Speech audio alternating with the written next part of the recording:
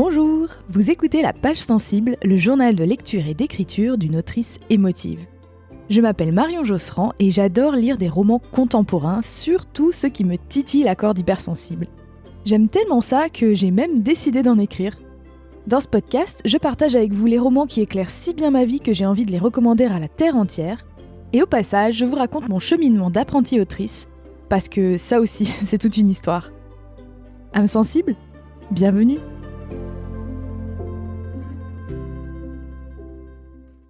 Salut, c'est Marion. Aujourd'hui, je vous propose une nouvelle interview avec Maouna Vigam, alias Maouna Poésie, poétesse, romancière et podcasteuse. J'ai d'ailleurs découverte par son podcast d'écriture, La Voix des mots, que je vous recommande si vous aimez suivre de près les processus de création littéraire, ce que j'imagine si vous écoutez ce podcast. Dans cette interview, Maouna et moi parlons à cœur ouvert de son parcours d'insta-poète devenue romancière, de ses joies, de ses difficultés liées à l'écriture, et en particulier des liens qu'elle tisse entre l'écriture et la santé mentale.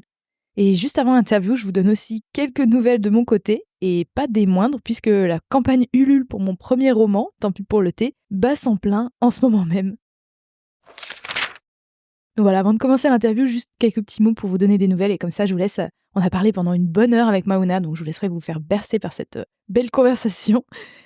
Alors pour les personnes qui débarquent et qui se disent de quoi elle parle, campagne Ulule, quoi, juste un petit rappel du concept, j'ai mon premier roman Tant pis pour le thé qui est actuellement en précommande sur la plateforme Ulule. Et il sortira officiellement en septembre 2025, mais en ce moment, jusqu'au 18 mai, on peut le précommander pour le recevoir dès juillet, normalement, si tout va bien. Donc, soit en livre papier, soit en e-book. Il y a également des box lecture. Voilà, j'ai fait un partenariat avec une boutique de thé, avec une artiste qui fait de la papeterie, etc. Voilà, et en 2 mots, donc toujours si vous débarquez, le pitch c'est Tommaso, un jeune étudiant un petit peu paumé qui débarque dans le Gard pour travailler comme guide au Musée international du thé de Dorothy-Thuré. Et il va se retrouver embarqué à la fois dans un triangle amoureux et dans les secrets qui hantent ce lieu loufoque, ce qui mènera Tommaso à faire des choix. Va-t-il écouter ce qu'il désire vraiment ou se plier aux ambitions des autres ? Donc voilà, ça c'est pour poser le contexte de cette campagne Ulule qui a donc démarré le 6 avril, dimanche 6 avril. Et on est aujourd'hui, au moment où j'enregistre ce podcast, le vendredi 18 avril. Donc on est au 13e jour de la campagne sur 43 jours au total. Et pour l'instant, il y a eu 84 contributions pour un montant collecté de 3 170 € sur un objectif initial de, et c'est là que ça devient intéressant, 900 €. C'est-à-dire que, en fait, la campagne a dépassé très très largement toutes les attentes que j'en avais. Vraiment, je suis sur le cul. C'est-à-dire que là, on est à 352% de l'objectif initial que j'avais mis. En fait, très honnêtement, quand j'ai mis un objectif de 900 €, je savais qu'il était un petit peu bas, mais moi, je pensais qu'on allait un peu le dépasser, mais pas beaucoup. Et comme j'étais optimiste, je m'étais dit, bon, allez, je détermine des paliers à partir desquels les gens recevront des bonus en plus de ce qu'ils ont commandé. Donc, j'avais mis un palier à 150%, à 200%, et à 250%, en me disant déjà, si on arrive là, ça serait tellement génial, ça serait ouf. On a allé en 6 semaines, on peut peut-être y arriver, il y a 6 semaines de campagne. Et j'avais même mis un palier à 300%, mais en n'y croyant pas du tout, en me disant on n'arrivera jamais jusqu'à 300%. Vraiment, j'étais partie comme ça quand j'ai appuyé sur le bouton Start le dimanche 6 avril. Enfin, j'ai en fait appuyé la veille, le soir, à 1h du mat, en rentrant de soirée. Et en fait, le dimanche à midi, on avait passé les 100%. Et le dimanche soir, on avait passé les 150 et même les 200% de collecte. Donc en fait, je me suis dit, ok meuf, t'avais pas du tout bien calculé ton coup. C'était fou, enfin, j'étais vraiment euphorique ce premier jour, je savais pas ce qui m'arrivait, je sautais partout, j'étais complètement en train d'halluciner sur ce qui était en train de se passer. Alors, je vous rassure tout de suite, je sais pas si je vous rassure, mais ça a vraiment décollé très très fort surtout les 2 premiers jours, et puis après ça a décru pendant les jours suivants, parce qu'en fait, il y a plein de gens qui avaient envie de soutenir la campagne, qui en avaient entendu parler, et qui, c'était trop mignon, il y a des gens qui l'avaient noté dans leur agenda, ça c'est vraiment tellement chou. Et évidemment, après, ça s'est calmé, ce qui apparemment est très habituel. Il paraît que dans les campagnes Ulule, ça fait toujours une espèce de courbe en U, comme ça, où ça commence très fort et ça finit très fort. Parce qu'en général, les derniers jours, tout le monde se dit « Aïe, aïe, aïe, oui, c'est vrai, il y avait cette campagne Ulule que je voulais soutenir. » Et du coup, les gens, ils soutiennent avant que ça se termine. Mais entre les deux, c'est normal que ça baisse pas mal. Donc là, je continue à avoir quelques personnes qui contribuent chaque jour. Mais bien sûr, ça n'a rien à voir avec les premiers jours où il y avait des dizaines et des dizaines de gens. Et je me disais « Mais quand est-ce que ça va s'arrêter ? C'est incroyable !» Et j'avais envie de vous dire quelques mots sur les émotions que j'ai ressenties, parce que j'ai été très surprise par la façon dont j'ai vécu ce départ de campagne. Alors, chose qui ne m'a pas du tout surprise, c'est que juste avant, les jours avant, j'étais morte de trac. Bon, alors là, rien de surprenant. Bon, surtout, je suis quelqu'un d'assez anxieux, tout ça. Donc, j'avais vraiment l'impression de me mettre à poil sur une scène et que tout le monde me regardait. C'était très, très, très, très, très intimidant, vraiment. Bon, ça n'a rien de surprenant. Mais du coup, quand je me suis levée le dimanche et que j'ai vu qu'il y avait déjà des gens qui avaient participé alors que, avant même que je me réveille, je me suis dit, waouh, ah ouais, ça commence fort quand même. C'est drôle. Et en fait, vraiment, le premier jour, j'étais je pense que j'étais quand même beaucoup assommée, éberluée. C'est-à-dire, il y avait une partie de surprise énorme. Je m'attendais juste pas du tout, à dépasser mes objectifs aussi vite et vraiment une espèce de vague de gratitude absolument immense. C'est-à-dire chaque fois que en fait, je recevais un mail, je savais même pas que ça allait faire ça. Je recevais des dizaines de mails qui me disaient, «Telle personne a soutenu votre campagne, telle personne a soutenu votre campagne» et aussi je recevais un mail chaque fois que quelqu'un laissait un commentaire. Beaucoup de gens laissaient des commentaires, enfin laissent toujours d'ailleurs, je devrais pas parler au passé, c'est pas du tout fini et en fait, à chaque fois, une espèce de vraiment de gratitude qui m'a submergée. Je continue à chaque fois que je reçois une de ces notifications à faire: «Oh trop bien, merci, merci» et vraiment beaucoup de gratitude. Mais par contre, et donc ça ne change pas, mais par contre, ce qui s'est transformé très rapidement, c'est que l'euphorie, très vite, s'est transformée en angoisse et je me suis pris une espèce de retour de bâton de syndrome de l'imposteur dans les dents, mais la première nuit, donc le dimanche soir, donc le dimanche, ça avait marché très fort toute la journée, je suis allée me coucher et vraiment, le soir, un peu dans cet état, juste avant l'endormissement, où on est un peu dans un état, semi-conscient, je commençais à paniquer et à me dire: «Oh là là», mais c'était pas tout à fait formulé dans ma tête, mais en gros, une espèce d'immense peur de décevoir tout le monde. De me dire: «Oh là là, mais les gens ils se rendent pas compte, mais ils devraient pas me faire confiance, mais pourquoi ils me soutiennent? Oh non, mais je mérite pas tout ce soutien» et une espèce de voilà, un truc très bête et très classique de syndrome de l'imposteur et en fait, le syndrome de l'imposteur, on sait que ça existe. Je veux dire, moi, j'y suis régulièrement confrontée, mais je pensais pas que ça pouvait me faire ça aussi fort, d'un coup et surtout, vraiment en mode retour de bâton, c'est-à-dire en réponse à quelque chose d'extrêmement positif et que justement les gens me disent: «Ouais Marion, trop cool, on est derrière toi, on est à fond». Et que moi, ça me fasse l'effet inverse et de me dire: «Ah mon Dieu, je vais décevoir tout le monde». Voilà, c'était intéressant de faire cette expérience. Ça s'est vachement calmé dans les jours qui ont suivi, mais vraiment, on va dire que le 2e jour de la campagne, j'étais terrifiée. Et vraiment, j'en étais la 1re surprise, en fait. Je me disais: «Mais je comprends pas, je devrais être beaucoup plus contente que ça». Je me disais: «Il y a de l'arnaque, pourquoi je suis pas plus contente?» Et en fait, juste parce que j'avais peur. J'avais peur juste de ouais, la peur que ça m en fait, le fait que ça marche, bah, ça fait peur. C'est fou. Enfin, j'en avais déjà entendu parler, la peur du succès, tout ça. Bah, je l'ai expérimenté. Et puis, aussi, il y a une autre chose qui m'a fait, stresser très rapidement, c'est que, tout de suite, je me suis concentrée sur tout ce qu'il y avait à faire derrière. Et c'est vrai que le lancement de la campagne, c'est la moitié du chemin, mais après, bien sûr, il va y avoir toutes ces choses nouvelles à faire que j'ai jamais faites avant. Gérer l'impression du livre, travailler avec un imprimeur, fabriquer tous les bonus. Est-ce que les bonus vont vous plaire? Faire l'empaquetage, fabriquer les sachets de thé. Alors même si j'aurais des sachets, je vais pas m'amuser à fabriquer des sachets avec du papier, hein, c'est des sachets qui sont tout prêts, qui me sont fournis par la boutique avec laquelle je travaille, mais voilà, il va falloir mettre les bons thés dedans, envoyer les bons thés aux bonnes personnes, pour ceux qui ont pris des box lecture avec du thé, sinon vous vous demandez de quoi je parle. Il va falloir expédier, des dizaines et des dizaines de colis, j'espère qu'ils vont arriver à bon port, que les livres seront pas abîmés, enfin bref. Très rapidement, le cerveau anxieux, voum, embraye sur toutes les incertitudes et bon, bah, je trouve que c'est d'autant plus rigolo que juste après vous allez entendre l'interview avec Mahouna, où on parle de santé mentale, de gestion des émotions et là pour le coup j'ai beaucoup, beaucoup, beaucoup écrit dans mon carnet pour gérer ça, en mode mais je ne sais pas quoi faire de toutes ces émotions contradictoires, la joie, la gratitude, la peur, le syndrome de l'imposteur, la peur de décevoir et même j'ai envie de dire une certaine culpabilité que ça marche, une espèce de côté, «Ah non mais je mérite pas tout ce succès». Enfin bon voilà, le cocktail, il y avait de tout. Je pense à part la colère, il y avait de tout. Donc là, bah, voilà, il reste pile un mois aujourd'hui, il reste 31 jours puisque ça se termine le dimanche 18 mai au soir et donc bah, forcément, comme on a dépassé, les 300 de collecte, pour lesquels j'avais prévu des bonus et ben, je me suis donné des nouveaux objectifs. Donc le prochain, c'est 400. Si on atteint 400 de collecte, bah, je pourrais me payer une retraite d'écriture pour travailler sur mon 2e roman. Donc pas dégueu, j'avoue que j'espère qu'on va y arriver. Je pense qu'on devrait y arriver vu qu'on est à 350 enfin 352 et puis après je me suis dit: «Bah, allez, faut rêver, ça mange pas de pain de prévoir des paliers supérieurs et si on les atteint pas, c'est pas grave». Ma maman, quand je lui ai dit, elle m'a dit: «Oh non mais ma chérie, j'ai peur que tu sois déçue» et je lui ai dit: «Mais maman, t'inquiète pas, on a déjà dépassé 3 fois ce que je comptais faire. Il y a pas de problème, c'est que du bonus, c'est que du bonheur. Et du coup, j'ai prévu un palier à 700 où il y aura, donc de nouveaux bonus pour les gens qui auront participé.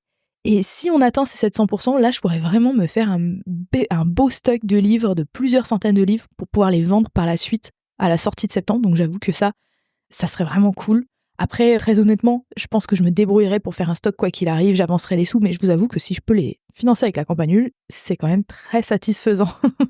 Donc voilà, ça, ce serait vraiment l'idéal de pouvoir, financer ce stock de livres à vendre en septembre. Et si on atteint 1000 parce que why not? Faut bien rêver dans la vie. Je veux dire, si je le fais pas, qui le fera pour moi? Et ben, si on atteint 1000 j'ai calculé qu'en plus du stock, de machin, de trucs, de tout ce qu'il faudra payer pour la campagne, parce qu'évidemment, faut financer. Ah oui, je vous ai pas dit ce qu'on peut déjà financer. On peut financer, bah, l'impression de tous les livres qui ont été commandés déjà. Pour l'instant, j'ai de quoi imprimer un tout petit stock, donc j'aimerais bien imprimer un vrai stock. J'ai de quoi financer la correction et l'illustration du livre, ça c'est bon, c'est financé. Et évidemment, tous les goodies qu'il y a dans les box lecture sont aussi automatiquement financés quand les gens prennent une box, ça fait partie du prix de la box. Mais si on atteint 1000 en plus de tout ça, je peux me rémunérer. Et ça, c'est quand même un truc. J'ai un peu honte de le dire, parce que parler d'argent, c'est gênant et tout, mais en même temps, je me dis, moi, j'adore soutenir des artistes, j'adore l'idée qu'ils puissent gagner des sous avec leur travail, et pour l'instant, je gagne pas un copec, parce qu'en fait, tout est reversé directement dans la fabrication du livre, hein, que ce soit comme je disais, pour payer l'illustration, la correction, tout ça. Et en fait, si on atteint 1000 je me sors, d'après mes estimations, un petit SMIC. Et ça serait tellement ouf, quoi, d'être payé pour écrire. Pour l'instant, ça m'est jamais arrivé. Donc voilà, on croise les doigts. Bon, allez, je vous laisse avec Maouna et moi encore pour cette belle conversation. Eh ben, salut Maouna, bienvenue sur le podcast. Merci. Merci d'être là aujourd'hui. Et bah, peut-être, pour, commencer, avant toute chose, est-ce que tu pourrais nous parler un petit peu de ton parcours? C'est-à-dire qu'est-ce qui t'a amené à écrire? Comment tu as commencé? Comment tu en es arrivée, là où tu en es, aujourd'hui? Alors, effectivement, je suis poétesse avant tout, romancière parce que j'ai terminé un roman Mmh. et j'anime un podcast comme toi et j'en suis venue à l'écriture parce que j'écris depuis que je suis petite, en fait. On m'avait donné un jouet quand j'avais à peu près 6 ans, une machine à écrire et j'avais commencé à taper des choses, sur ce jouet et puis après, à travers ce qu'on avait aussi à l'école et le fait que j'ai grandi dans un univers où on pouvait pas trop exprimer ses émotions et ce qu'on Mmh. ressentait, je me suis tournée vers l'écriture pour le faire et parce que je lisais beaucoup quand j'étais enfant. Encore aussi aujourd'hui, moins parce que, bah, la vie fait que, Ouais. mais la lecture aussi m'a conduite vers l'écriture parce que j'avais envie de créer aussi des histoires, d'une part et d'avoir un espace aussi où je pouvais, partager certaines choses de ma vie à travers mon journal intime. Trop bien, c'est un cadeau génial, une machine à écrire, du coup, c'était spécialement une machine pour enfants? Ouais, j'ai retrouvé ça dans la cave de mes parents, du coup, elle traîne, avec, mon mini ordinateur aussi de l'époque dans ma Trop mignon. bibliothèque, histoire de garder ça, en souvenir et après bon, je me suis acheté une vraie machine à écrire, enfin un truc vintage que je n'utilise pas pour écrire mes textes parce que voilà, mais c'est cool d'avoir ça, pas très loin et de pouvoir se rappeler que ça part un peu de ça, quoi. Trop bien. Ah bah, d'ailleurs, tiens, petite question en passant, ça m'intrigue. Toi, t'aimes bien écrire sur quoi? Du coup, tu plutôt sur, ordinateur ou plutôt à la main? Un peu des 2, ça va dépendre de ce que je fais. Quand j'ai commencé à écrire, enfin, on va dire, allez, quand je me suis remise dessus, quand j'avais 11 ans, c'était plutôt à la main. J'ai des cahiers d'écriture avec un conte que j'ai écrit pour les enfants à l'époque, qui tient dans un peu plus dans le cahier. J'avais Mmh. des poèmes que j'écrivais aussi, à la main. Après, j'en ai retranscrit certains sur Skyblog à l'époque, que je me suis empressée de supprimer quelques années plus tard et on va dire que principalement, pour tout ce qui va être, roman, bah, c'est à l'ordinateur parce que j'ai pas la foi d'écrire sur papier. Je Après comprends.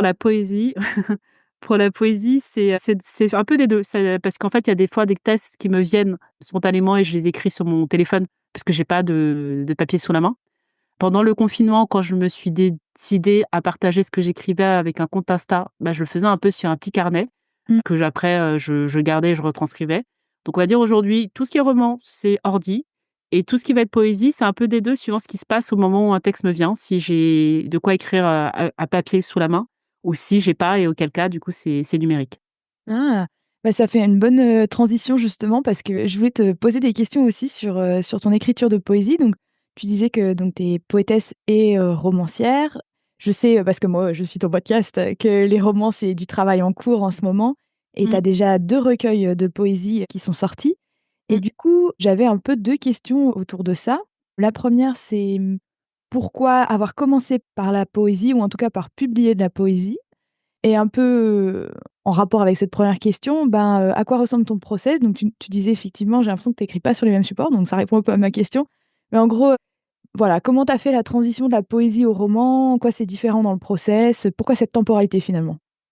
Disons que dans ma tête, quand j'étais enfant et que je lisais tous ces livres qui m'inspiraient beaucoup et qui me faisaient voyager et que je me disais: «Moi aussi un jour j'écrirai un livre», je Mmh. visualisais plutôt un roman. Je Mmh. visualisais plutôt du fantastique ou de la fantaisie, parce que c'est beaucoup ce que j'écris je lisais à l'époque. Je visualisais pas du tout de poésie, même si mon journal intime en avait la forme et que j'aimais bien écrire des poèmes. C'était pas, quelque chose vers lequel j'allais aller parce que ce que je savais de la poésie à l'époque, c'était ce qu'on nous en montrait à l'école et Mmh. ça me donnait pas spécialement envie d'écrire des choses, façon Baudelaire et cetera, même si j'aime beaucoup les Fleurs du Mal. Mmh. Mais j'avais pas plus envie que ça. Sauf que quand j'étais en seconde, j'avais montré à ma prof que j'écrivais, sachant que j'avais déjà fait avec celle de troisième qui m'avait encouragée à continuer à écrire et j'ai montré à celle de seconde ce que je faisais parce que j'avais des bonnes notes en français. J'hésitais entre ça et une carrière en éco et elle OK. m'a dit que ce que j'écrivais, c'était pas de la poésie et que j'aurais très peu de chance d'être écrivaine en tant que femme noire. Donc ça m'a mis un petit coup. Bah, dis donc, quelle magnifique rencontre. Voilà, ça m'a mis un petit coup sur la poésie et puis l'éducation fait que le contexte Mmh. aussi politico-social et totalement raciste en France fait que je me suis tournée vers des études beaucoup plus huppées, on va dire, en faisant une Mmh. classe prépa, en allant dans une école de commerce et cetera, avec ce mantra de arriver à d'être autonome en tant que femme indépendante et noire. C'était pas via une carrière d'artiste et d'écrivaine que ça ça pouvait matcher parce que tout ce qu'on m'en disait à l'époque, c'était que, bah, on peut pas vivre d'amour et d'eau fraîche, ça paye pas les factures et en écho avec ce que cette prof m'a dit, bah, il y a pas beaucoup de place, c'est un truc qui est saturé, il y aura clairement pas assez de place pour une femme noire dedans. C'est incroyable. Ah, tu as littéralement dit ça? Bah, en tout cas, elle m'a dit que ce que j'écrivais, c'était pas de la poésie et que j'avais pas une plume particulière et que, si je comptais un jour en faire quelque chose, bah, ça j'allais perdre mon temps. Donc, OK. j'ai pas creusé le sujet plus parce que je suis quelqu'un d'introverti et je l'étais encore plus étant enfant et ado. Mmh. Et puis c'était l'un des meilleurs lycées de France, le second même d'ailleurs et pour moi, il y a aussi ça dans mon éducation, c'est que ce que disent les profs a toujours été, parole d'évangile pour mes Mmh. parents et a fortiori pour moi. Donc si les profs disaient: «Mahouna, elle est très douée dans ça», parfait. Si elles disaient j'ai toujours eu de très bonnes notes à l'école, Mmh. mais si, je sais pas, un prof, pendant les conseils disait à mes parents: «Ouais, ouais, OK, elle a 18 de moyenne, mais ça serait bien qu'elle fasse ci» et ben, mes parents me disaient: «Le prof a dit». Ouais. Donc voilà, donc c'est quelque chose qui est resté un peu dans mon esprit, ce côté, la parole du prof fait foi. Surtout encore une fois parce qu'on était dans le deuxième meilleur lycée de France et je me disais: «Bah, elle doit savoir mieux que moi, comment ça fonctionne tout ça». Et donc j'ai mis tout ça de côté et je suis revenue en fait sur l'écriture de temps en temps, en écrivant le journal de l'école dans l'école de commerce où je suis allée à Toulouse avec, 4 autres étudiants. Du coup, j'étais rédactrice avec eux, j'écrivais des articles et cetera, mais c'était loin quand même de ce que je voulais faire en termes de fiction ou de poésie. Et avec le confinement, comme on avait tous du temps à tuer et qu'on était tous en mode, si demain tout disparaît parce qu'on savait pas ce que ça allait donner le covid, je qu'est-ce que je peux faire de ma vie pour avoir le sentiment entre guillemets de l'avoir vécu?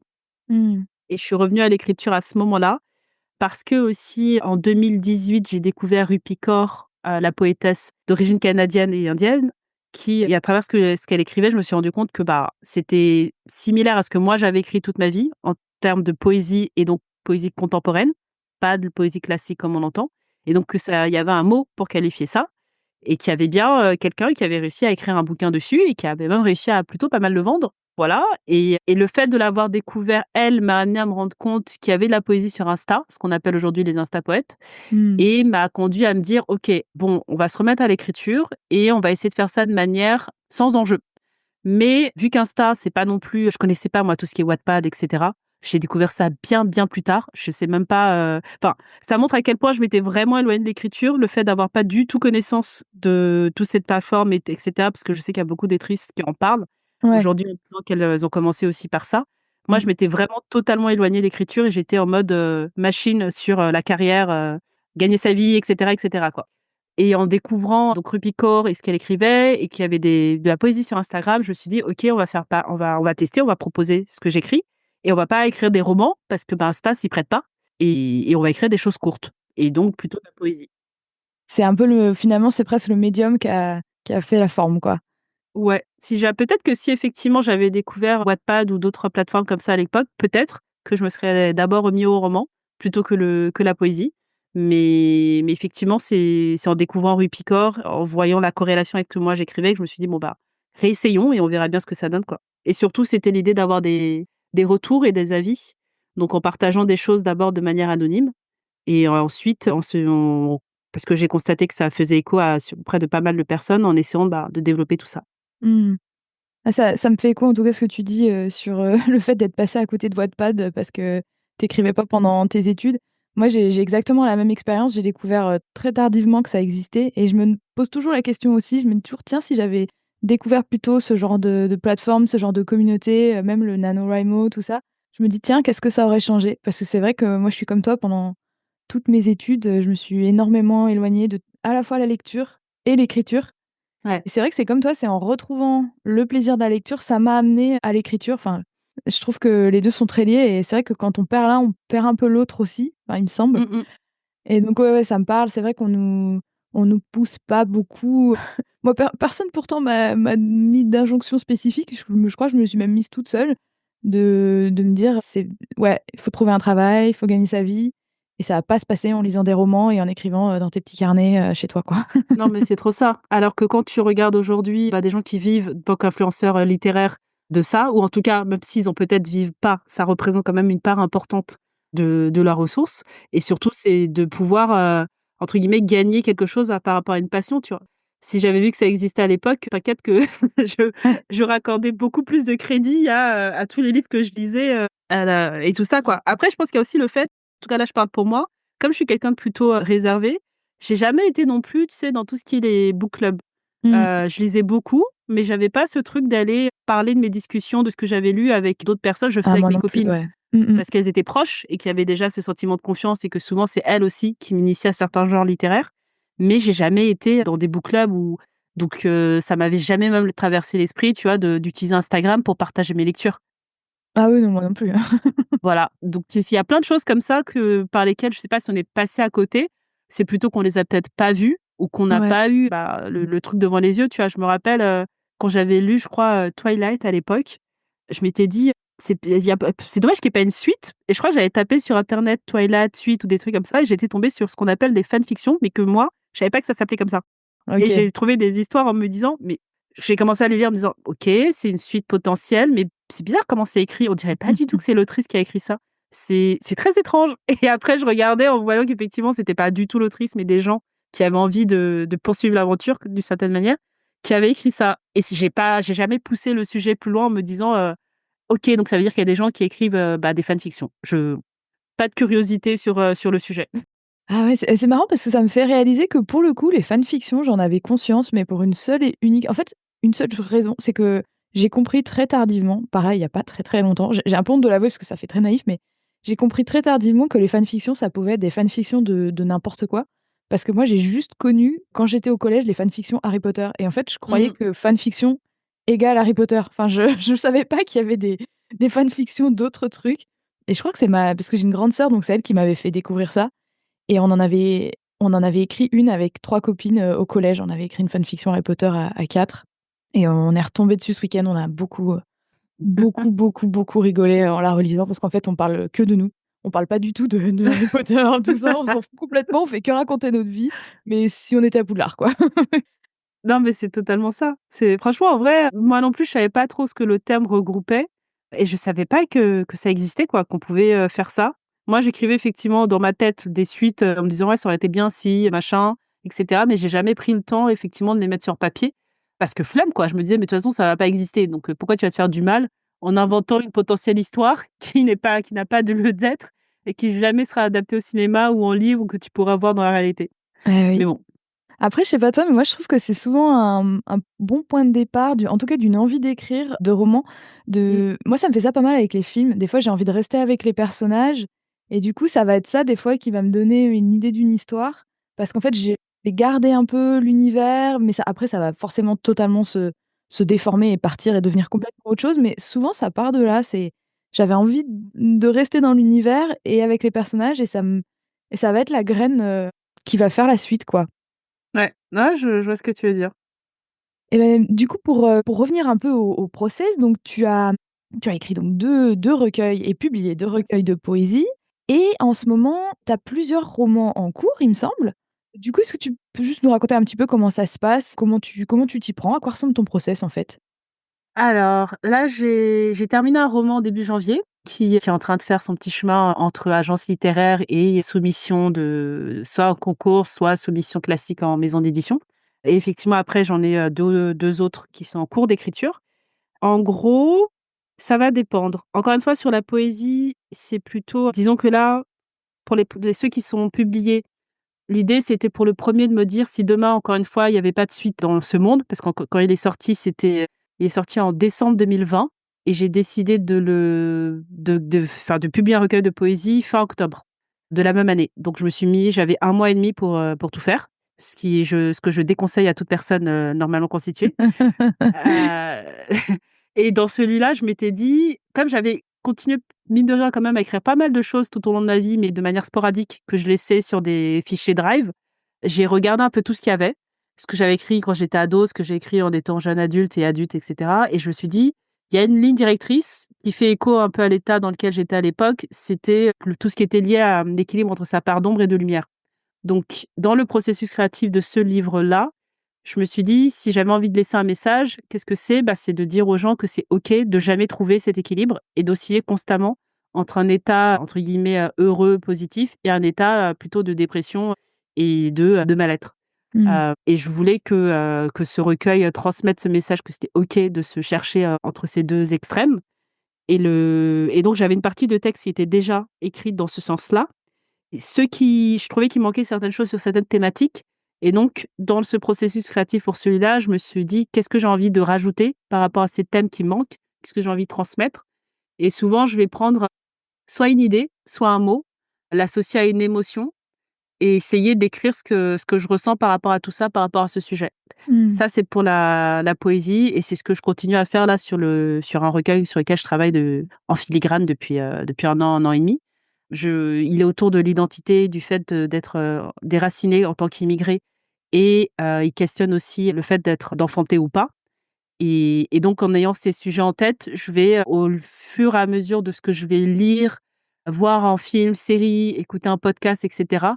Parfois, il y a des choses qui vont faire écho aux questionnements que j'ai sur ces sujets-là et je vais, du coup écrire par rapport à ces questions et essayer de transmettre un peu, ma vision des choses sur ces sujets-là. Mmh. Donc ça va s'inspirer de ce que j'ai au quotidien. Pour, les romans, le processus est différent et je l'ai toujours pas trouvé en réalité parce que j'ai beau être sur le 2e roman, là, je galère toujours autant. Mmh. Je compatis. J'ai suivi des formations aussi en écriture, notamment la formation Licart. Donc j'essaye, d'aller piocher dans cette formation, dans une autre que j'ai suivie qui était spécialement sur la romance avec Miralta Édito et des newsletters auxquels je suis abonnée. Parce qu'en fait, j'essaye de partir, j'ai bien compris que j'ai quand même besoin de faire un travail préparatoire en amont d'écrire un roman parce que je suis pas de ceux qui sont, investis par leur personnage. Je sais qu'il y a beaucoup d'auteurs ou d'autrices qui disent ça, que leurs personnages sont venus dans leur esprit, qu'ils avaient un message à raconter, une histoire à raconter. Moi, c'est pas ça. Non, moi non plus. Moi, c'est plutôt j'ai un thème que j'ai envie d'explorer, sur lesquels j'ai envie de transmettre un message et après je vais chercher quels sont les personnages les plus adaptés pour transmettre ce message. Parce que c'est pas la même chose si c'est des jeunes adultes, des adultes et cetera. En tout cas pour les romans sur lesquels je travaille aujourd'hui et donc je vais aller faire ce travail préparatoire à travers toutes les formations que j'ai pu avoir, les newsletters que je suis et cetera pour construire les bases, l'intrigue principale, le message que j'ai envie de donner, les points de bascule, les personnages et après, je vais essayer, et c'est là où je galère en général ensuite, c'est à partir de ce travail préparatoire d'essayer de construire une trame, début de roman et au moins un milieu. Souvent, j'ai une idée de la fin. Je sais où est-ce que je veux aller. Globalement, qu'est-ce que vont faire les personnages si c'est une romance? Parce que j'aime bien moi les fins tristes. Mmh. Donc, je sais qu'en général où est-ce que je vais aller sur la fin, mais ce qui me manque souvent, c'est, tout ce qui se passe autour. Je sais comment je veux qu'ils abordent certaines, ces thématiques-là qui sont importantes pour moi. Donc, par exemple, sur le roman que j'ai terminé, c'est tout ce qui est santé mentale et les conséquences du culte du silence sur les familles, afrodescendantes à travers une dimension transgénérationnelle. Donc, comment est-ce que les traumas impactent plusieurs générations. Donc je sais quel, point de vue j'ai envie de donner autour de ça. La problématique, c'est, tu peux pas juste écrire un roman en disant: «Voilà mon message, il tient sur une phrase» et voilà, il faut arriver à construire toute une histoire autour. Ouais, comment tu dramatises finalement. Mmh. C'est ça. Et pour faire ça, comme là, je galère sur le deuxième roman, je me suis dit que j'allais prendre le temps de revenir sur tout ce que j'ai pu lire et voir en termes de films et séries et me forcer à faire ce que peut-être des gens font naturellement, mais une fiche, mais d'un point de vue autrice, pas d'un point de vue lectrice. Et donc essayer de comprendre, bon, quand même d'un point de vue lectrice, ce qui m'a émue ou pas, ce qui m'a révoltée ou pas, pourquoi je me suis attachée à un personnage ou pas, pour avoir une sorte de base de données dans laquelle piocher. Et après, d'un point de vue autrice, aller comprendre, bah, quel était le message que je pense que l'auteur a voulu donner à travers cette série, ce film, et cetera. Et comment est-ce que moi je l'ai perçu et comment j'ai senti qu'il s'est construit. Donc là, la création est pas la même, je pense, entre, bah, le fait d'être sur la poésie, de laisser un peu de liberté tant sur la structure, la forme, et cetera, versus le roman qui se veut plus structuré. Mais comme j'aime bien la poésie, il y a quand même un peu de roman de poésie dans mes romans. Et peut-être le contraire aussi, un peu de roman dans tes poésies? Ça, j'espère que non, jamais, mais ça parce que ça voudrait dire qu'il faudra que ce soit structuré. Mais en même temps, je te dis ça, mais le troisième le recueil, Tu as des thèmes, qui rassemblent quand même, tes textes d'après ce que je comprends? Mmh. ouais, ouais, le troisième recueil sur lequel je suis en train de travailler, en vrai, en toile de fond, il y a une partie de moi qui me dit qu'il va quand même falloir qu'il y ait une sorte de structure dans tout ça, donc on verra le moment venu. Mais oui, sur les romans, c'est plutôt un mélange de liberté dans le fait d'explorer la thématique, dans le fait d'essayer aussi de créer des personnages, pas auxquels on s'attend pas, mais des personnages qui je sais pas comment expliquer ça. Je me rends compte quand je regarde souvent des séries ou quand je lis des bouquins, il y a certains personnages qui m'énervent et ils m'énervent parce que je les vois faire tout ce qu'ils devraient pas faire par rapport à leurs problèmes. Je sais pas, genre, OK, j'ai un problème de santé mentale et je les vois faire tout ce qu'ils devraient pas faire par rapport à leurs problèmes de santé mentale. Et en même temps, je me dis: «Mais toi là, tu parles, mais toi aussi tu as des TCA et pourtant tu les as pas réglés, donc tu continues à faire ce que tu ne devrais pas faire par rapport aussi à tes problèmes».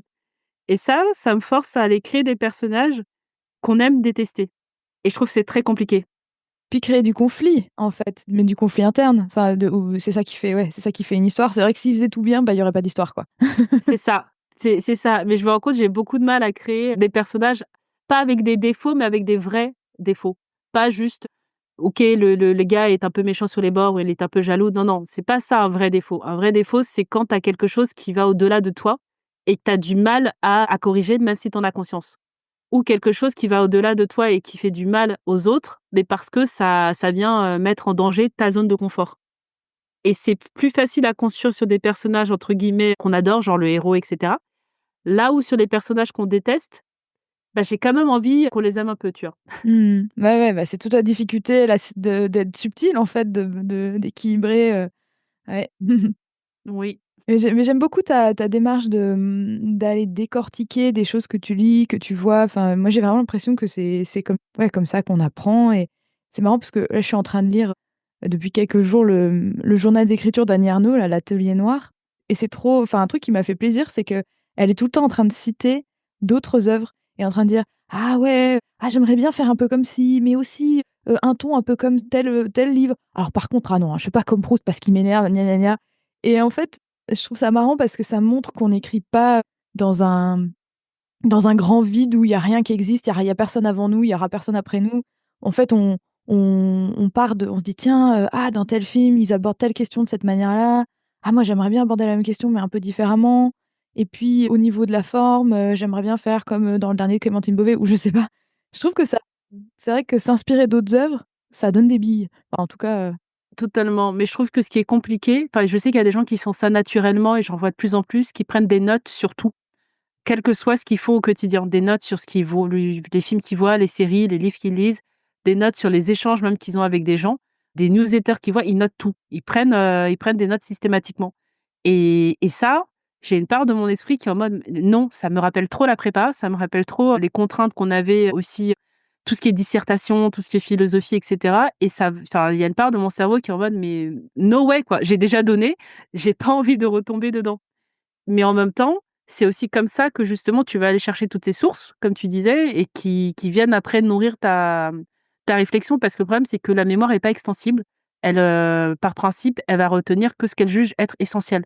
Donc si tu le notes pas, elle va pas se dire quel est l'intérêt, par exemple, de mettre taper, Squid Game saison 1 et saison 2. OK, j'ai passé un bon moment, mais elle va pas aller retenir, le processus créatif qu'il y avait derrière et le la l'ambivalence des personnages. Sauf si tu as pris le temps de le noter quelque part pour y revenir, en fait. Et donc ça, c'est un gros défaut que j'ai et je pense que, là, je vais pas avoir le choix si je veux effectivement, continuer à écrire des romans, c'est qu'il va falloir que je prenne des notes quand je lis des livres et quand je vois des séries parce que, c'est effectivement, je pense, le seul moyen de vraiment améliorer son style, quoi. Enfin, même au-delà de son style, la structure narrative de l'histoire qu'on veut raconter. C'est vrai que je pensais pas forcément à l'idée de prendre des notes quand je disais ça, je pensais plus à l'idée de s'imprégner, mais en même temps, j'imagine que comme on a tous des façons d'apprendre et justement de s'imprégner différentes, je crois il y a des gens, je sais qu'ils ont besoin d'écrire. Moi, je sais que j'ai besoin de lire à voix haute. Enfin, par exemple, quand j'apprenais des cours, si je ne pouvais pas lire à voix haute, c'était mort, je pouvais, pas retenir ce que je disais. Donc oui, j'imagine qu'on doit tous trouver un peu notre système qui fonctionne. C'est vrai que c'est marrant aussi parce on croit qu'on oublie, mais c'est justement, je te parlais du fait que j'ai j'ai vu donc des amis de collège et qu'on a relu des trucs qu'on avait écrits quand on avait, littéralement 13 ans et et en fait, j'ai retrouvé dans des choses qui étaient mentionnées, mais comme ça, en passant, j'ai retrouvé des éléments que j'ai mis dans mon manuscrit en cours il y a vraiment pas très longtemps, sans avoir aucune conscience que j'avais déjà réfléchi à ces sujets-là et je me dis: «Ah mais en fait, il y a jamais rien qui est perdu, ça finit toujours par ressortir».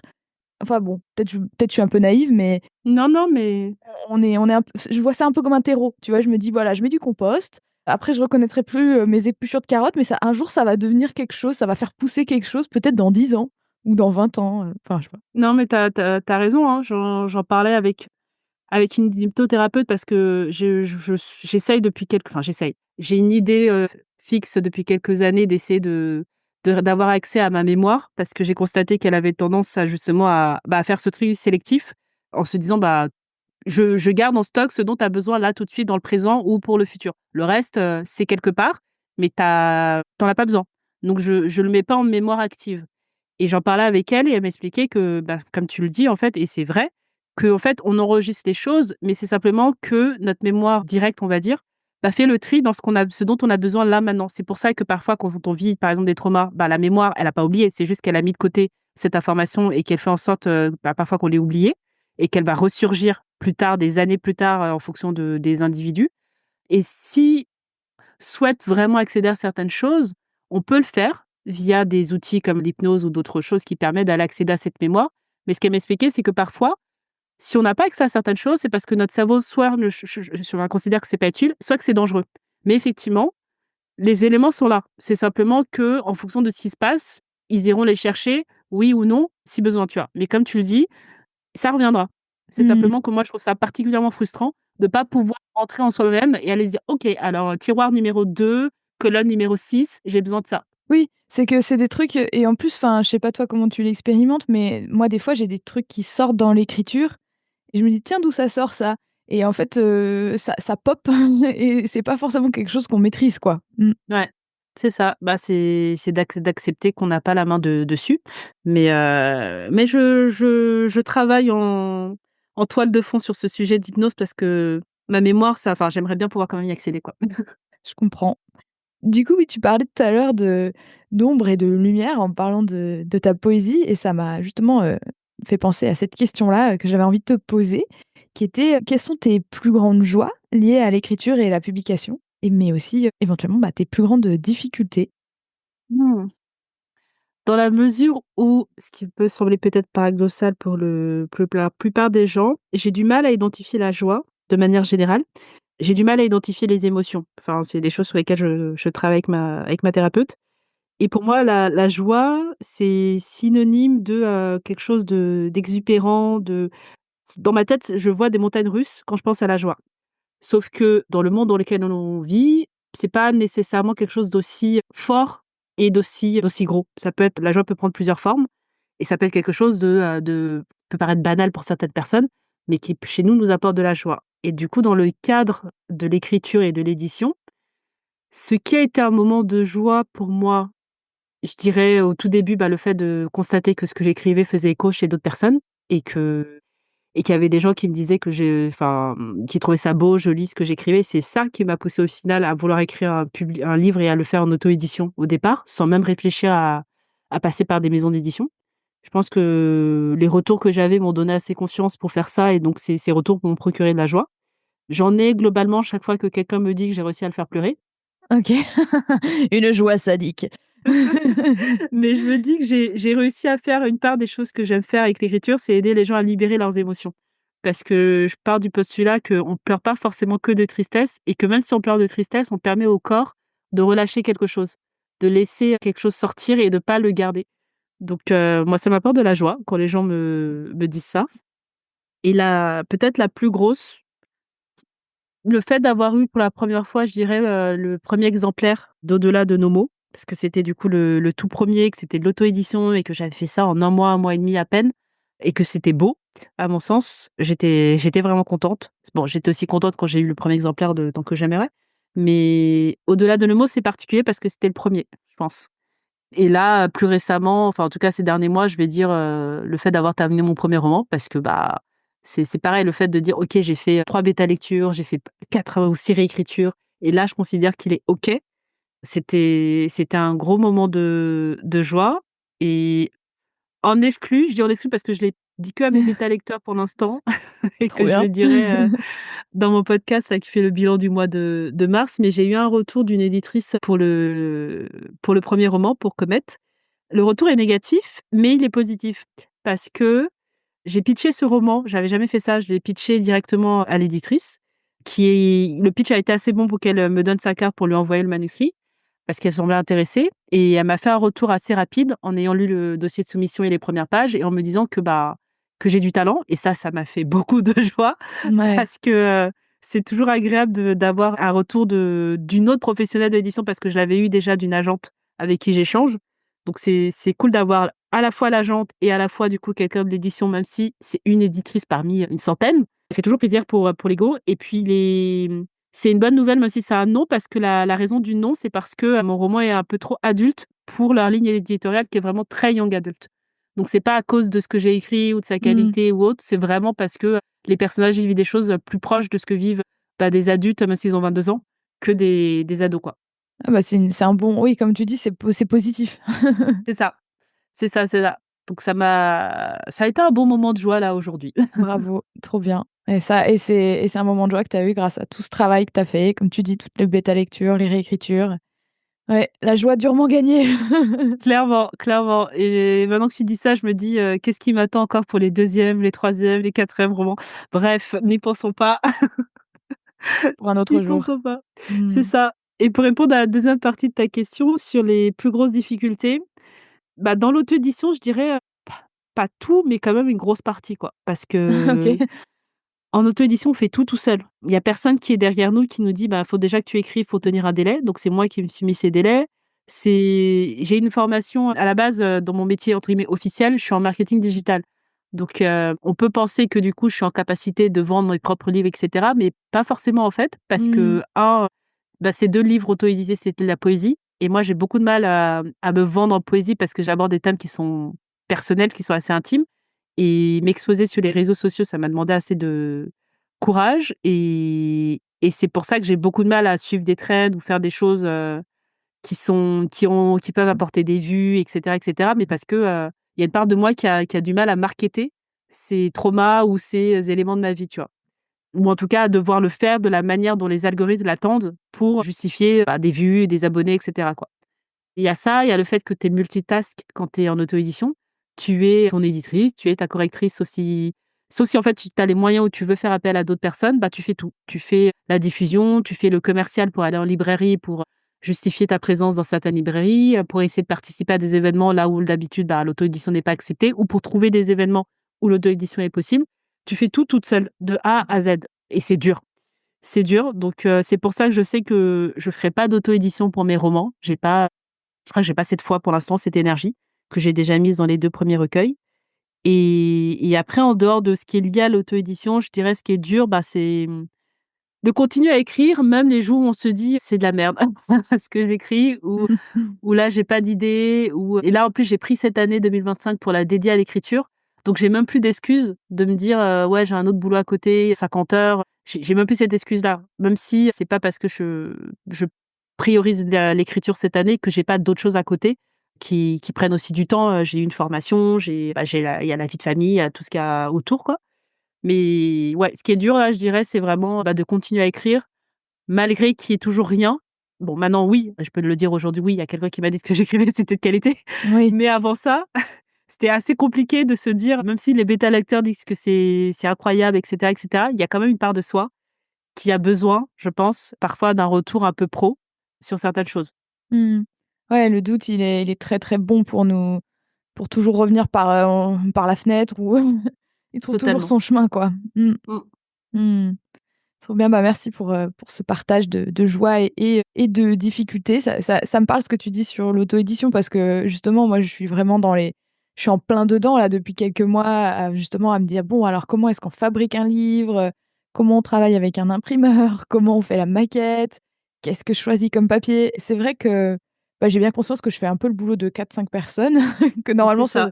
c'est tout un tas de compétences différentes en fait. Ouais, c'est vrai que c'est pas facile de prendre toutes ces micro-décisions sans être soi-même, bah, spécialiste du sujet, quoi. C'est ça. Après, c'est gratifiant quand on y arrive et qu'on a quand même un objet libre de qualité et qui n'est pas bancal et qui se retrouve en librairie. Parce que, enfin, voilà, au résultat, les 2 livres, ils sont quand même bons pour se retrouver en couverture, par exemple, d'une librairie à Paris. Donc, le résultat est gratifiant, mais ça demande beaucoup d'efforts et presque à chaque étape quand même, on va pas se mentir. Ouais, c'est beaucoup de en fait, c'est tout simplement beaucoup de travail et puis quand même d'apprentissage aussi, c'est-à-dire tout le temps se poser des questions. Enfin, tout le temps se questionner parce que enfin, moi, j'ai l'impression que quand je fais un choix, je le questionne 10 fois parce que je suis pas sûre parce que j'ai pas l'expertise qui me permet d'être sûre que c'est le bon choix. Par exemple, bah, voilà, tout bêtement, le choix du papier, le choix du grammage. J'ai hésité extrêmement longtemps parce que là où quelqu'un dont c'est le boulot va réfléchir peut-être, 5 minutes, quoi. C'est vrai que moi, j'ai eu la chance au sens où, la raison aussi pour laquelle j'avais choisi d'éditer le premier livre, c'est parce que j'ai un ami d'enfance, la personne avec qui j'avais fait lire les premières choses que j'écrivais, qui bosse dans l'édition numérique, enfin qui bosse dans une maison d'édition, mais en particulier sur la partie numérique et qui avait déjà l'habitude d'aider des auteurs sur son temps libre en tant que freelance à éditer des livres. Donc il connaissait un peu l'univers du livre, le fait qu'il fallait un ISBN, où le trouver, le fait que, il faut respecter certaines marges dans le livre, que, il faut un certain grammage si je veux pas avoir un papier, trop transparent puisqu'en plus j'avais des illustrations et cetera et cetera. Donc il m'a quand même apporté des billes et après le choix de toutes ces questions aussi, ça dépend de après on va pas trop digresser sur l'auto-édition, Oui. mais ça dépend aussi de l'objectif qu'on a avec le livre. Parce que c'est pas la même chose de vouloir un livre beau qu'on va peut-être offrir à des proches dans sa famille ou simplement peut-être parfois aussi vouloir juste garder pour soi, versus un livre qu'on a envie de commercialiser au plus grand nombre et donc de rendre disponible au plus grand nombre. Parce qu'en fonction de cet objectif-là, on fait pas forcément les mêmes choix de distribution, les mêmes choix de format, les mêmes choix de, type de papier, les mêmes choix financiers et ça drive pas mal de choses. Ah oui, c'est sûr et puis tu as raison, on va pas digresser, mais c'est vrai que c'est tous les questionnements dans lesquels je suis en ce moment.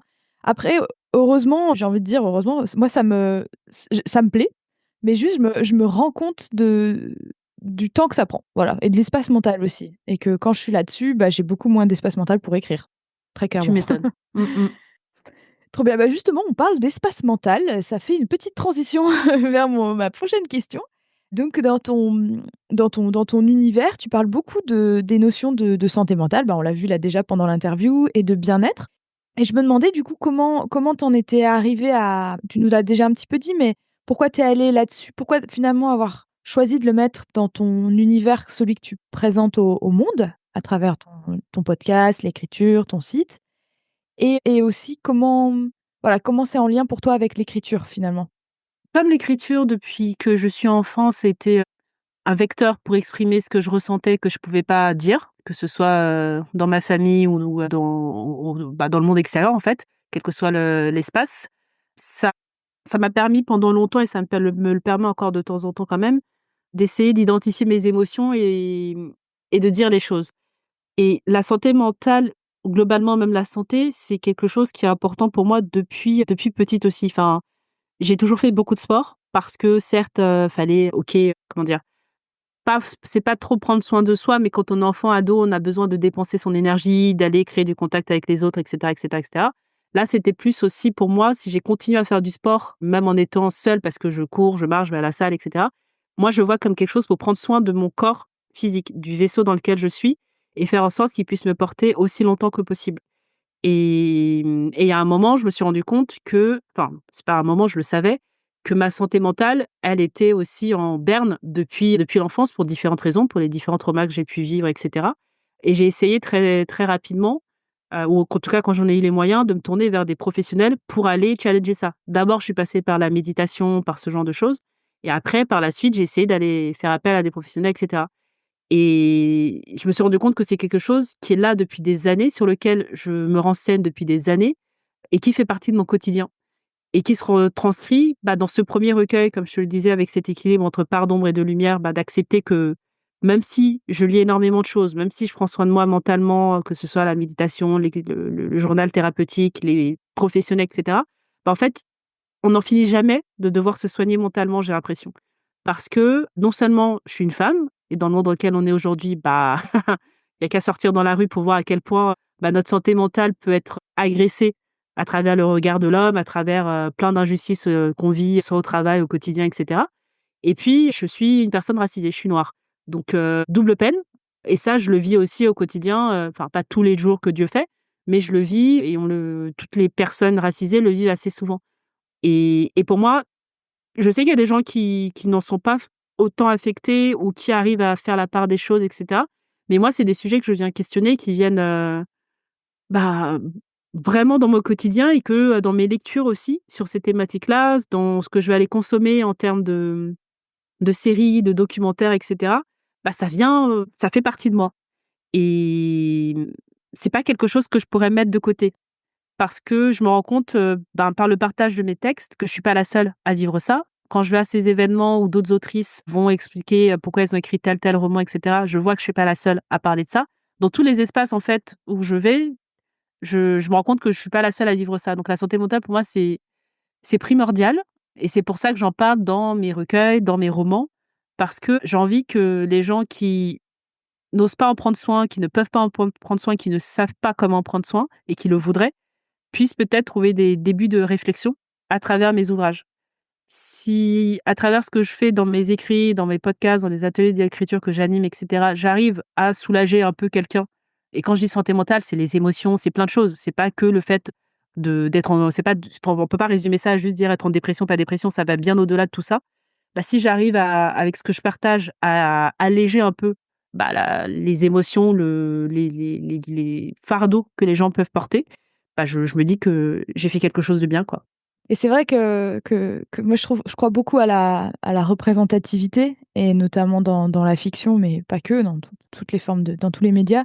Et c'est vrai que je trouve aussi rien que le fait que le sujet soit abordé, d'avoir des personnages qui se confrontent à ces questions, c'est très riche aussi. Et parce que quand on lit, on expérimente de façon tellement incarnée ce que vit le personnage, que je trouve que c'est précieux de pouvoir se mettre dans la peau de gens qui vivent différents états de santé mentale, C'est qui ça. sont peut-être qui vont nous permettre de nous voir nous-mêmes avec un effet miroir, dire: «Tiens, ça me rappelle les choses», ou au contraire justement d'aller à la rencontre de quelqu'un qui vit les choses très différemment de nous. Ouais, moi en tant que lectrice en tout cas, j'apprécie, beaucoup ça. Mmh mh. Ce que tu as dit sur le fait de pas pouvoir mettre de côté, ça m'a fait tilt parce que mon premier roman, celui qui va bientôt sortir, le personnage principal, c'est pas du tout, comment dire? C'est une narration jeu, mais c'est pas du tout moi, voilà. C'est un personnage de fiction, que j'ai beaucoup travaillé. Je me suis dit: «Alors voilà, c'est voilà, sa personnalité, c'est ça, ses enjeux, c'est ça, ses faiblesses, c'est ça, ses forces, c'est ça». Et puis, j'ai une amie, une de mes toutes premières lectrices, qui qui l'a lu et quand elle l'a lu, un des premiers trucs qu'elle m'a dit, elle me dit: «Oh là là, il est quand même vachement sensible, hein. Qu'est-ce qu'il est sensible?» Je dis: «Ah bon?»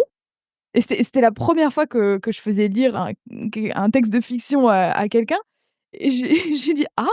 Ah bah, moi j'ai pas remarqué spécialement qu'il était sensible». Et en fait, je pense que c'est tellement ma façon d'appréhender le monde que je me rends pas compte.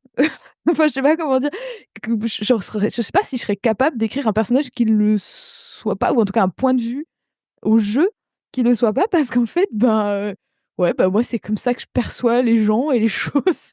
Non, mais c'est ça, c'est une partie de toi qui se transcrit dedans et ça montre bien, qu'on voit pas les choses, tous de la même manière. Enfin, parfois il y a des choses qui se passent dans le monde ou autre et j'en discute, avec des amis, ou avec mon copain ou des proches et souvent ils sont étonnés en disant: «Mais comment des gens peuvent faire ça?»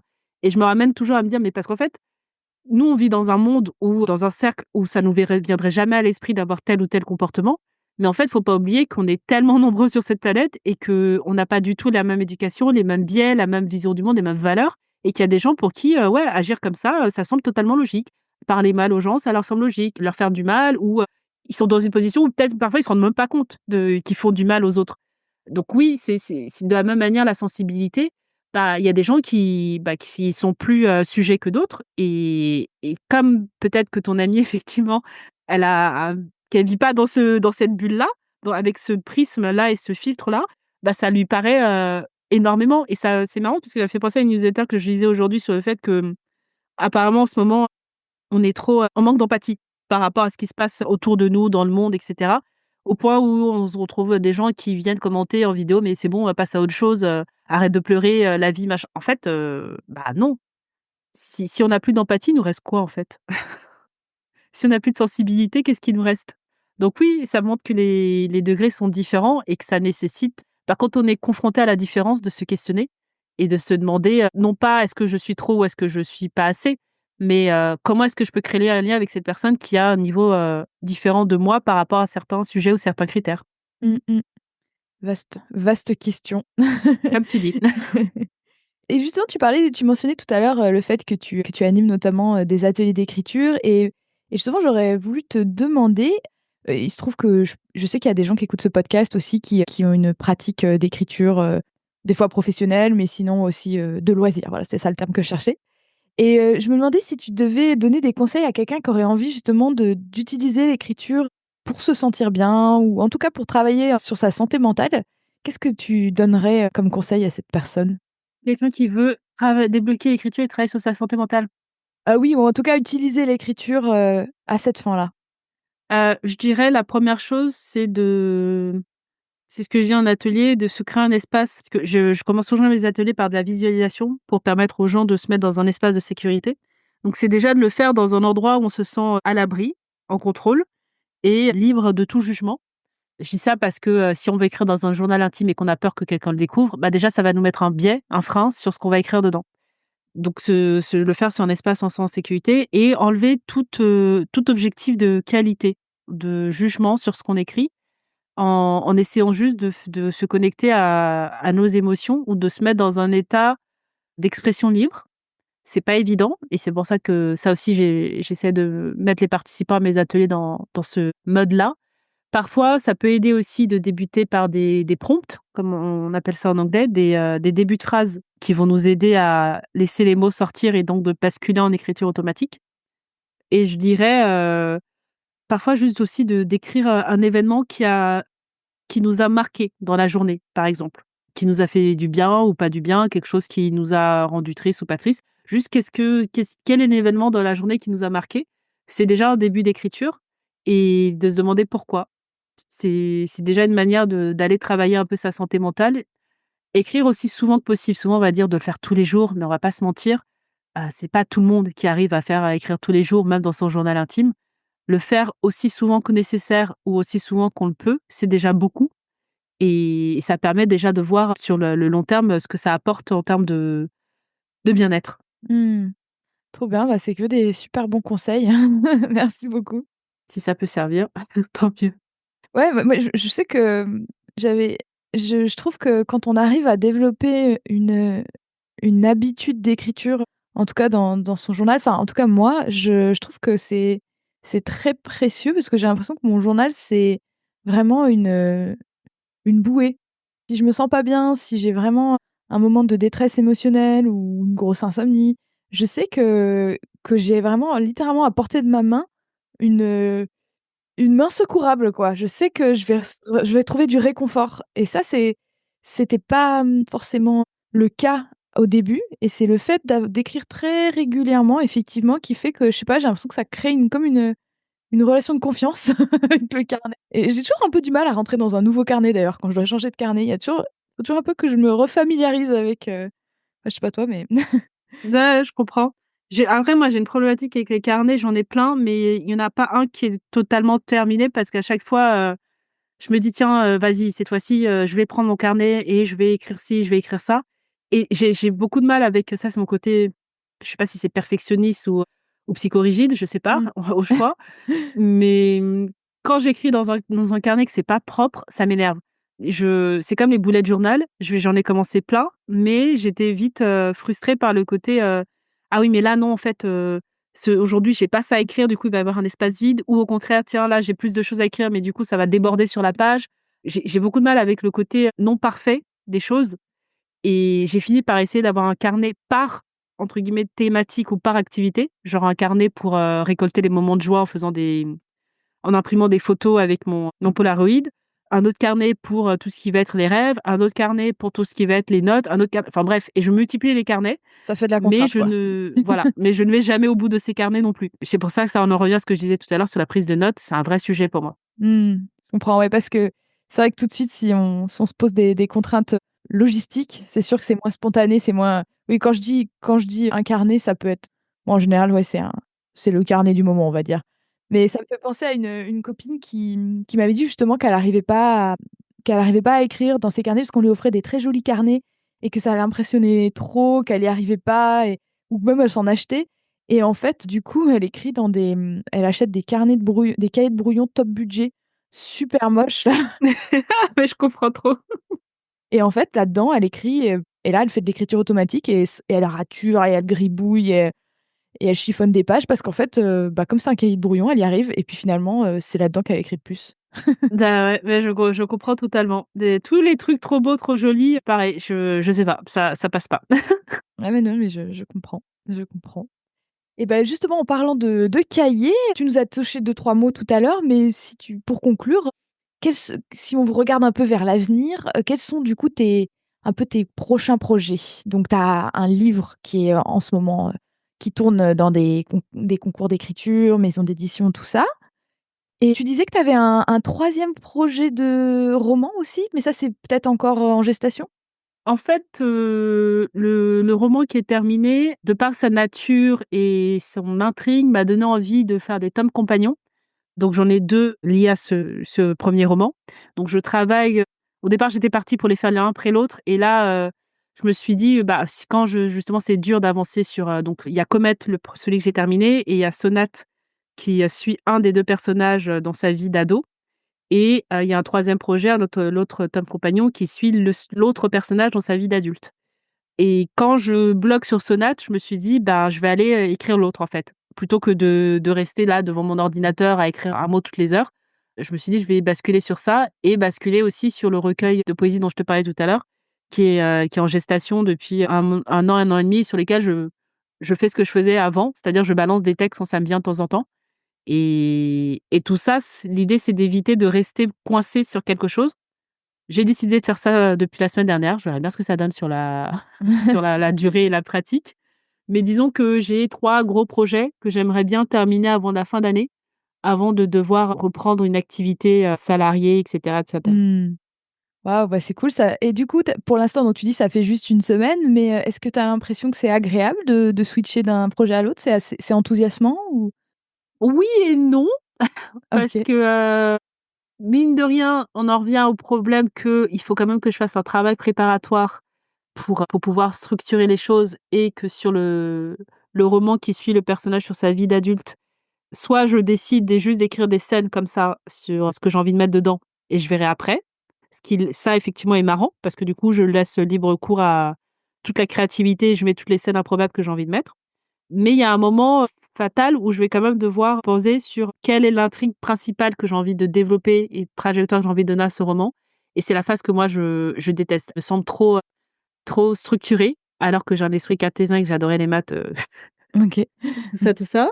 Mais c'est pas comme la poésie, tu vois? Où tu t'écris un peu, en tout cas moi j'écris un peu à droite, à gauche et après je rassemble les choses et je vois dans quel ordre les agencer pour, constituer l'objet de livre. Là, tu peux pas trop faire ça avec un roman. Tu peux pas, écrire des scènes à droite à gauche et ensuite, remettre ces scènes en espérant que ça fonctionne, quoi. Bah, c'est marrant parce que, tu vois, je suis, pas mal d'autrices en podcast et il y en a 2 que je suis depuis longtemps. Bah, c'est des Anglaises toutes les 2, Sacha Black et Joanna Penn et elles ont en commun ah non, pardon, pas Sacha Black, Rachel Herron, pardon. Bon, on s'en fiche.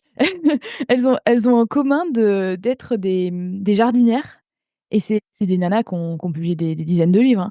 Et elles en parlent très souvent justement du fait qu'elles souffrent de cette un peu cette injonction qu'il y a dans le monde de la littérature. Tout le monde dit: «Mais il faut faire un plan, tu gagnerais du temps» et tout ça et elles disent: «Mais en fait, pour moi, ça n'a jamais fonctionné, ça ne fonctionne pas.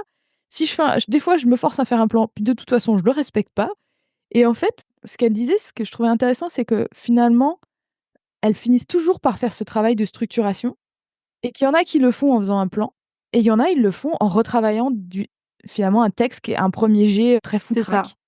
Et c'est vrai que moi, ça m'a fait réfléchir et je me suis dit: «Mais en fait, oui, il y a pas de bonne méthode, il y a pas de mauvaise méthode». Bon, moi, je sais que je suis clairement plus plan parce que justement, je déteste écrire dans le brouillard. Ça, c'est un truc qui me stresse, j'aime pas du tout. Mais je peux comprendre, enfin, justement, si on m'obligeait à ne pas à écrire sans plan, je serais vraiment malheureuse. Donc je pense, ouais, c'est à tester, quoi. Bah, c'est pour ça que je te disais au début que j'ai toujours pas trouvé réellement quel était mon processus créatif pour les romans, en tout cas.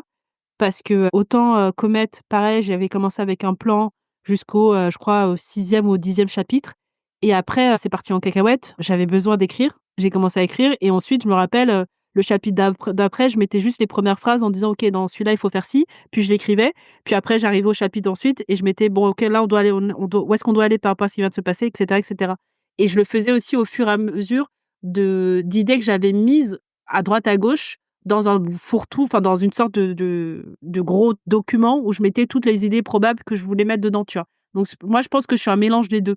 Je suis une hybride, je peux pas écrire toute une histoire du début à la fin avec les chapitres détaillés et cetera, mais je peux pas non plus me lancer, sans rien dans la tête, sans avoir fait le travail de comment est mon personnage, c'est quoi enfin quel est ce qu'il doit résoudre à travers cette histoire. Ça, il faut que je le fasse d'abord parce que c'est ça qui va que je vais garder en tête même en créant des scènes à droite à gauche, je vais quand même me baser sur le message que j'ai envie de donner à travers le livre et sur l'accomplissement ou pas que doit faire chacun des principaux personnages.